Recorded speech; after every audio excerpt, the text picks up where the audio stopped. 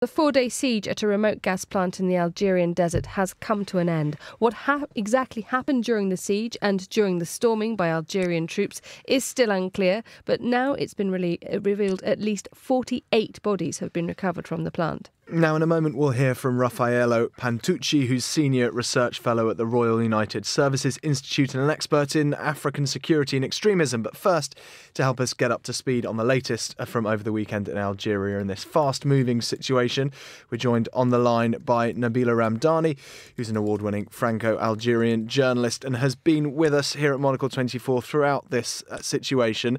Welcome to the Globalist, Nabila. Can you update us on this? This has been moving even in the last few hours. We've seen the death toll apparently increase. What's the latest?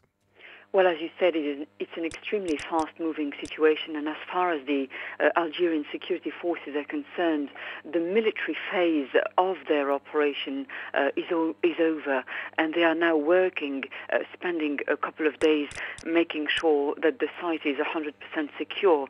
They're, in fact, still looking for either bodies of killed terrorists or terrorists alive, or indeed, survivors to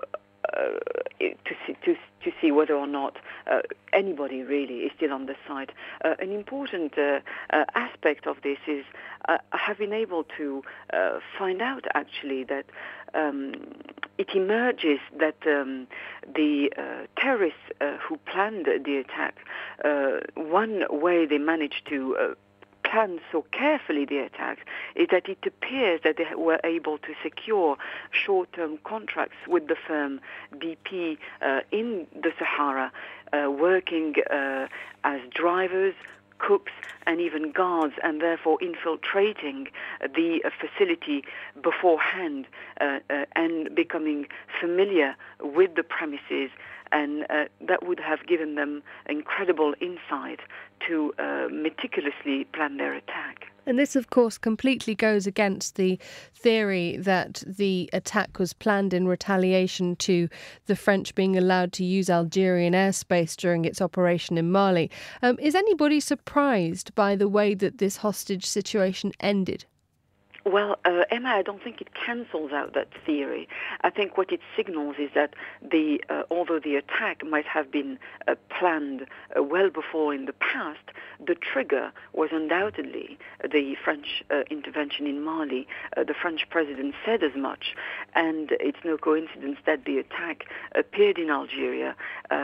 One of the points that the terrorists made clear is that they were very angry at the fact that the Algerian president had offered such open support to the intervention, and therefore this was seen as a further provocation as far as the terrorists were concerned.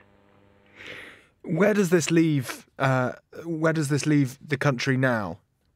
Well, I think as far as the Algerian authorities are concerned, they.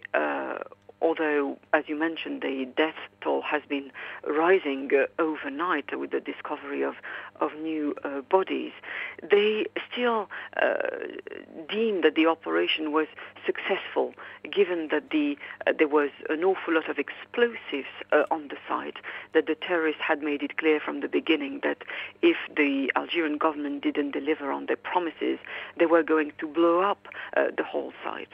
And it has to be said that the Algerians have been awfully open about the aim of the rescue of their mission, which was first and foremost to secure a facility which is so crucial to the Algerian economy. So the economics at stake played a huge part, and saving lives would have been a bonus, but saving the facility was deemed more important, really. Nabila Ramdani, thank you very much, as ever, for joining us on the line.